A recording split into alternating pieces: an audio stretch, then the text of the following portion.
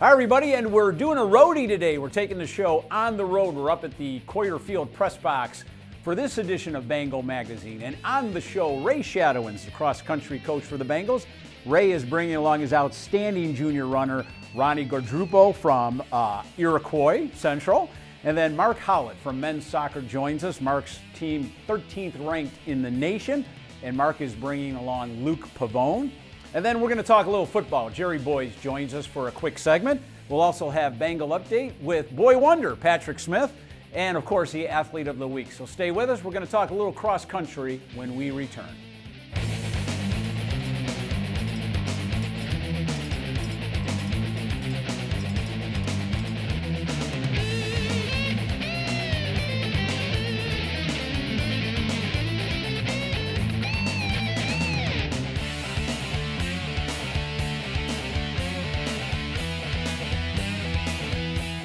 Well, welcome back, everybody. We're upstairs in the press box at Koyer Field, and we're talking now to Ray Shadowens, the head coach of the cross-country teams here at Buffalo State, and along with Ronni Kordrupel, the outstanding junior runner, and I mean outstanding. Congratulations, Ronni.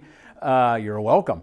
We had you on before, and we thought, gosh, this might happen. We might have a runner become all conference. Yes. And it did. She's sitting right next to you. So how did that go about? Well, it's nice when a plan comes together. Absolutely. It's fabulous. We went in with the mentality, gearing up for this meet, and it's unique from different sports. We don't really have dual meets or play-ins or anything. Like, it comes down to this meet. Yep. And as a coach, it can be nerve-wracking because you're always wondering, is it going to work? Is it going to work? But we get to the meet, and we were prepared. We were focused in. We were prepared. We knew what to expect. And I had been telling Ronni, I'm like, if you execute this race and you run smart, you have an opportunity. Right. And then a unique course in that, while very hilly and a true cross-country course, there were quite a few loops. So more than other courses, I was seeing it unfold as the race went on. And the more and more we got to the race, I was like, this could happen. Wow. When you say loops, let me interrupt you for our viewers. What is a loop? Literally looping back to where you may have been already? Yes. So there were 3 small loops, about a little less than 1,000 meters, and then they ended with a very big loop. I'm not even sure the exact size of that big loop. So there was one point where I was stationed out. I saw Ronni pass 4 different times. Oh, wow. So as I said, I could just see it unfolding. And then after the 4th time, I went toward the finish line, and then it was a waiting game. The longest few minutes of my. And you could obviously see he was strong. This was a race she could do. He had said nerve-wracking. He talked about getting ready for this particular race. Gosh, I would think it would be nerve-wracking for me because it is one race, and you become all conference. What was your mindset? Was it nerve-wracking for you, Ronni? To be honest, going into the previous meets this season, I was extremely nervous to the point where I was actually cramping up halfway through the race. So my mentality was treat this like any other race. Don't think too hard about it. Just have fun with it. And that's what I did. So your nerves are so bundled up that you started to get cramps in earlier races, but not this one. Right. But this was the one where you can become, you are the first all-conference runner since 2009 at Buffalo State. You are the first top 10 runner at Buffalo State in a conference meet, the conference championship, since 2004. That's like 13 years. And yet, you weren't that nervous? I mean, I cramped up a little bit, but okay. Not that much. He had talked about this being like a true cross-country course, and I'm understanding it, being the novice that I am, but Ray has explained it to me. Does that play? Do you like a true cross-country course? How did that all play out for you? To be honest, I've run my best races on flat courses such as Oberlin. That's where my best PR is. Okay. However, this season I noticed that it's good to have those hills, and it's good to have that variety because it keeps your mind off track. And sometimes in our training it's different because we go to Chestnut Ridge where we have those hills. Correct. And I take that and I use that as my advantage against the other runners because we don't know what their training surfaces are or what their environment is. And so I took one hill at a time, and then the race was over. Let's go back to the beginning of the year. You're our best runner, and you come into training camp as our best runner. What are your personal goals? I mean, obviously you want the team to do well, and it is such an individual sport, yet they all total up to a team score. What is your personal goal moving into this year? Well, to be honest, at one point I was thinking maybe I could get like an 18-minute 5K or like below a sub 20 to 6K, but I knew that those were goals that would take some time to reach. Okay. So at this point I'm just taking one meet at a time, one season at a time. And as long as there's some improvement in some form or another, whether it's a PR or a place, I'm happy with it. Wow. That's got to be a pretty good mindset from a coaching perspective that she is doing this one at a time. Absolutely, because it's not like track, where it's a measured out surface, flat, controlled environment. You never know what's going to happen. You never know. The same exact cross country course could be different next year. It could have rained. It could have, there could be some landscaping differences. So it's sometimes you're getting ahead of self if you're thinking about time. Right. Yes, you need that from a training aspect, and you need to know where you're close to. But we went into this meet of you got to compete. Right. You got to race. You got to have a strategy.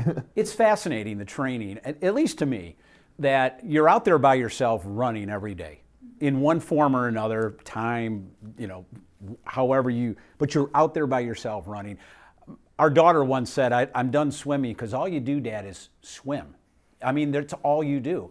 And I kind of relate that to what you're doing. All you're doing is running. What's the mindset? How do you keep yourself mentally up and into it when you're all by yourself? To be honest, that's kind of my favorite part about it. Oh. Is because it's the one time of the day when I'm by myself, nobody's else around, and I can get out of my head, like anything else that's going on, I could just clear my mind and just like go for a run and just experience what nature has to offer. Absolutely fascinating. We've got about, a minute or so left. We're next weekend, next weekend? It's, 2 weeks. Okay, 2 weeks. The Atlantic Regionals, which is a qualifier for the NCAA Division III championships. The mindset going into this, and I'll ask you later the same question. We did go all in for SUNY. Our training, because you're trying to peak with your training. We've let off the gas a little bit, not completely, right? But was to give her an opportunity to become all SUNY and top 10. We'll still go to it, and it's kind of a meet to take a chance. Maybe try something new. Athletic ability will take care of itself in a very large field. From what I'm hearing, though, this is going to be back to a flatter course, expecting some faster times. But I still, just based off how this weekend goes, I still expect great things to happen. Wow. So he says take a chance. Do you change how you do things? And then do you change how you do things at the meet in terms of going out stronger? How are you approaching this particular run? This year is different because in the past, by the end of the season, our legs were dead, like from all the mileage going on. But the training this year changed. Yeah. And so this year, I'm actually excited for this meet, and I'm hoping for a PR. So. We're hoping for a PR too, but you've brought us great pride. Thank you, Ronni. Congratulations on being the first all-conference runner since 2009 and the first top 10 runner at the conference meet since 2004. Ray, best of luck this next weekend at the regionals. We are going to take a quick break, and when we come back, we're going to go talk soccer with Mark Howlett. Stay with us.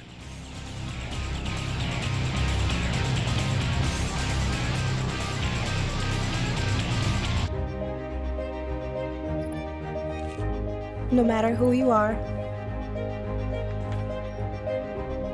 or where you're from,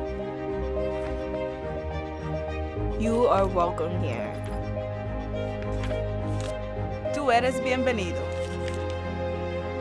مرحبا, أهلا وسهلا. You are welcome here. You are welcome. You are welcome here.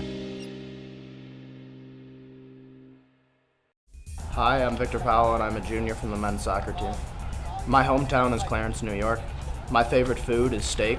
The number one thing on my bucket list is to go skydiving. My favorite person to follow on Twitter is Michael Rappaport.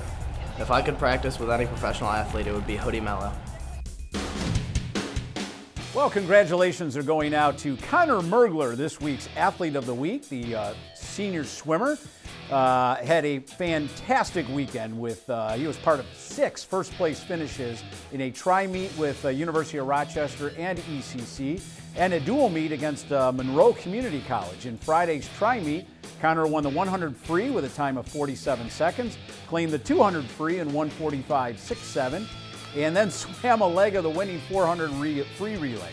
Then on Saturday, he came back, set a Kissinger pool record in the 100 free on the opening leg of the winning 400 free relay. It was the 7th best time in the nation this season at 46.67, and then he also won the 200 IM, and, am I running out of breath, was part of the winning 200 medley relay that just missed a pool record by 9/100ths of a second. So, wow, congratulations to Connor Mergler, this week's Athlete of the Week. And we are joined now by soccer. We're staying inside because it's absolutely brutal outside, as you can tell.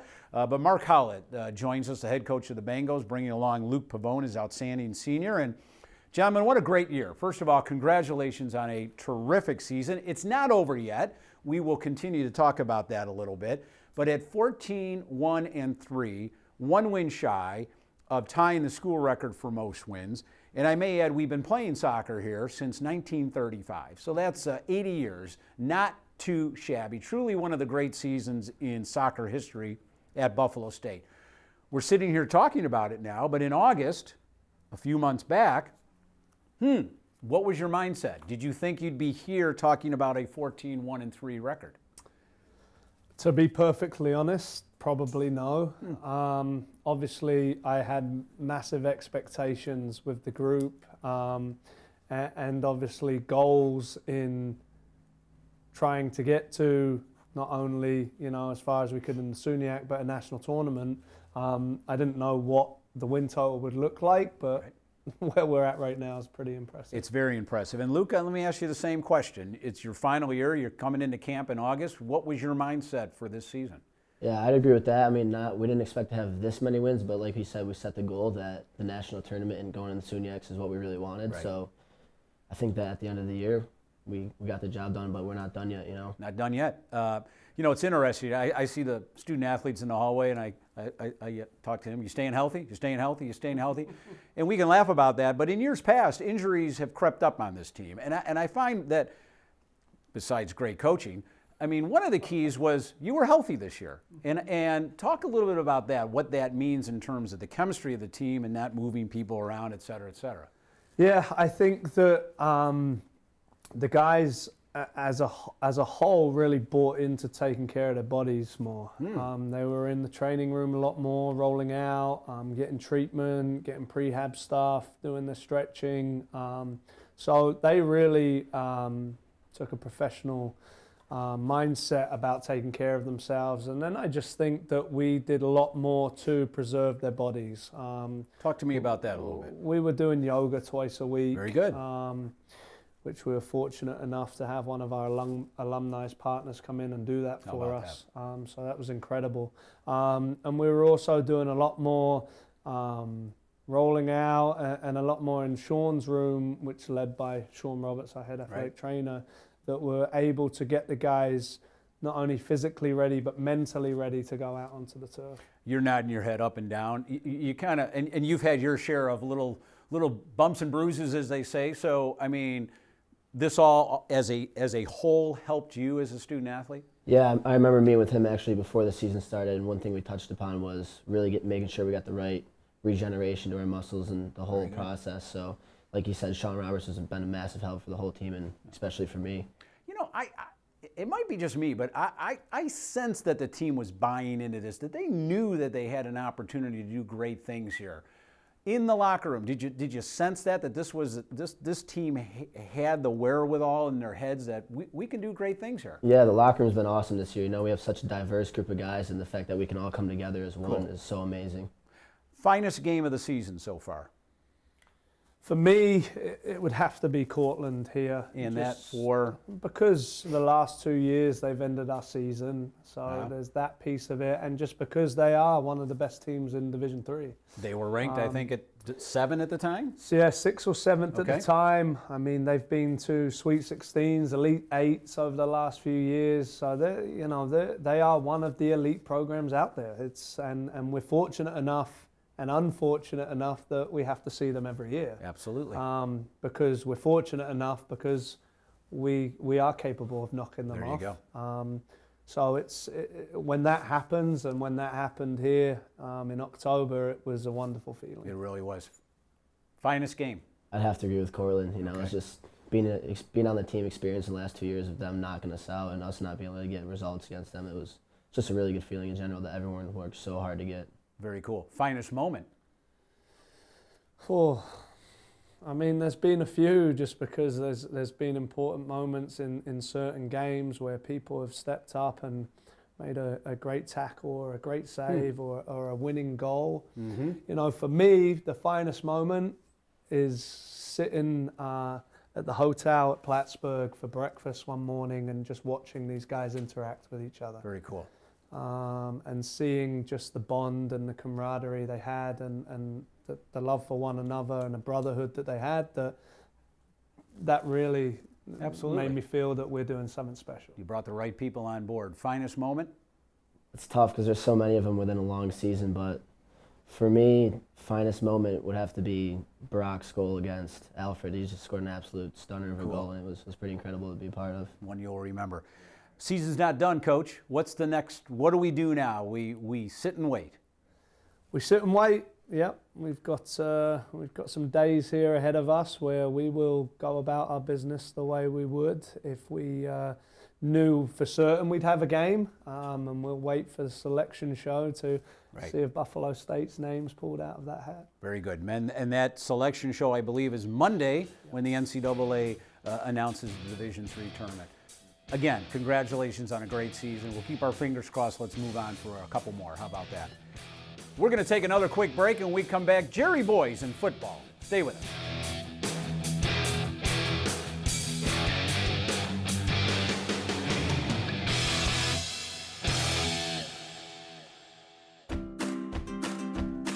This is a college that inspires. Here you'll be engaged, strive for excellence, and prepare for a career. Visit our amazing Elmwood Village campus and apply today. You'll achieve your edge here. This place is Buffalo State College.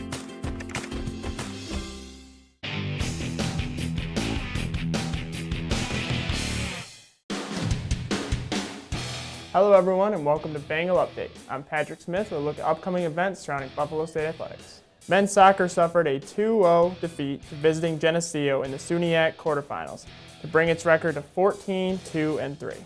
The Bengals will look to earn an at-large bid into the NCAA playoffs during the NCAA selection show on Monday, November 6th. Women's soccer and women's volleyball each saw their seasons close, falling short of earning SUNY playoff bids. Football moved to 4-4 on the season, following a loss to Brockport on homecoming. Kyle Hoppy threw for 76 yards, and Jamar Rutledge had 3 receptions for 56 yards.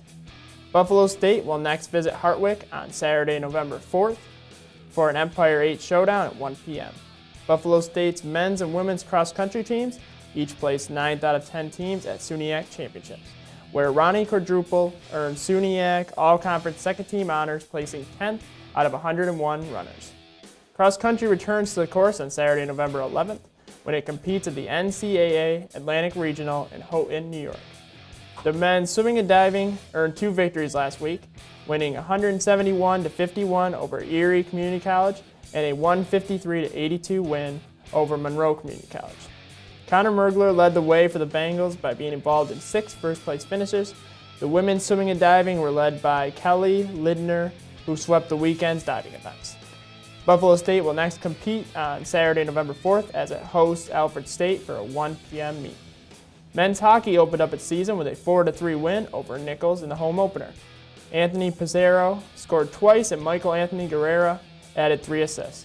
The Bengals will return to the ice on Friday, November 3rd as they open up SUNY play at Geneseo for a 7 p.m. showdown. Women's hockey took to the ice for the first time with a road series at Morrisville State. The Bengals dropped 2-0 and 2-1 decisions, with Aaron Geehan scoring the first goal of the season. The Bengals open up league play with their home opener against Potsdam on Friday, November 3rd. For Bengal Update, I'm Patrick Smith. Well, welcome back, everybody. And we're joined now up in the press box by Jerry Boyce, the head football coach of the Bengals. And, boss, kind of an interesting year. You look back on it, 4-4 right now. And I'm always curious, as a coach, you know, we had talked about, oh, you take plays here and somebody misses a block or they this and that. Do you go back on the season now and kind of go, oh, if I only did this or if we only did that? I mean, there must be some times where you kind of just sit and go and reflect a little bit. Well, you're very right about that, Tom. Interesting, you kind of start out with that. Just coming from watching films with our offense. And just the first play of scrimmage this past Saturday where 10 guys do exactly what they're supposed to do, and yet one doesn't perform. Yeah, the job, execute. You might say. Sure.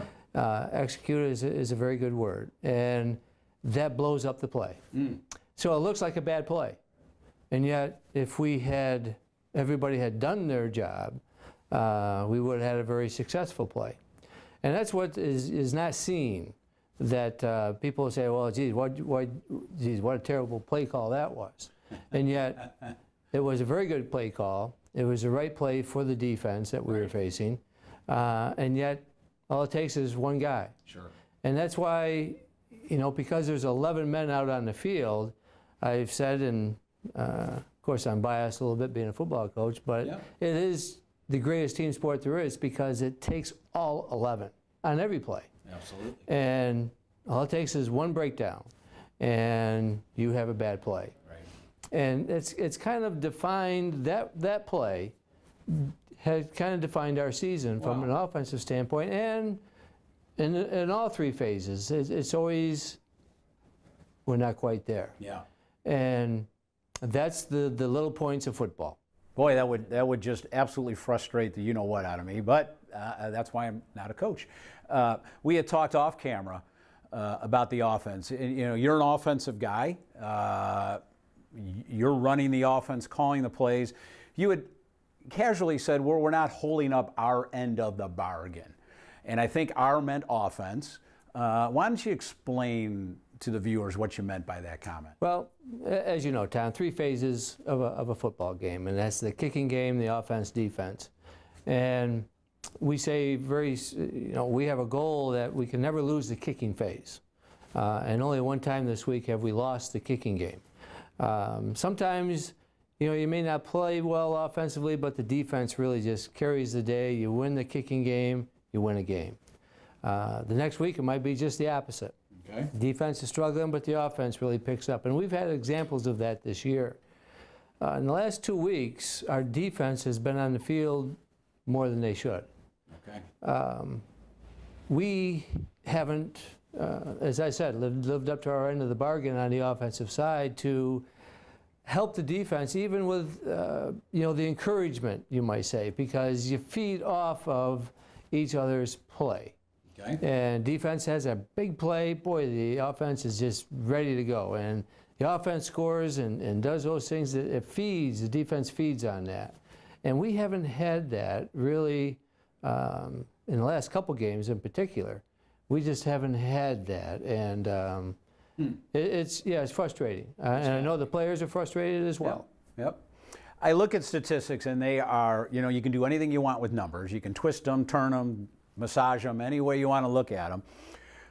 And I'm looking at a couple what I thought were interesting statistics in terms of red zone play, only because we're concentrating on the offense right now. 14 of 26 in the red zone resulted in touchdowns. Is that a good percentage? I mean, or should it be, is that something where you kind of look at the season and go, gosh, if we had scored 5 more touchdowns on the red zone? I'm not sure where a coach looks at a statistics like that and says, that's okay or it's not so good. No, it's huge. Okay. We've been very proud of our red zone. We've been in the 70%. Oh my goodness. So we're less than 50%. And that means so much, Tom, that you have to come away with points. Okay. You just have to come away with points. And when you don't, and this year we've had a couple of 11, 12, 14 play drives, no points. And that wears on you. Cool. That wears on you. I because you're doing some great things, moving the football, but the bottom line is you've got to score. Right. So and what's interesting, and we've kind of have emphasized that in the last couple of weeks, and actually I think we've done worse. So I wonder what that means. So it's a huge statistic, Tom, and you know I'm not a statistical person because you can. That's kind of statistics are the battles of a game, but the war is the scoreboard. Got it. And you got to win the scoreboard. We got about a minute left. You've got 2 games remaining. The mindset of you, the coaching staff, the team going into these final 2 games. Well, make it a winning season, Tom. There you go. That's we have to do that. We've got a pretty large group of seniors that this is their last go, and they get 2 games to kind of have something to brag about and to leave a legacy. Their freshman and sophomore years, we were in bowl games. Last year, 500.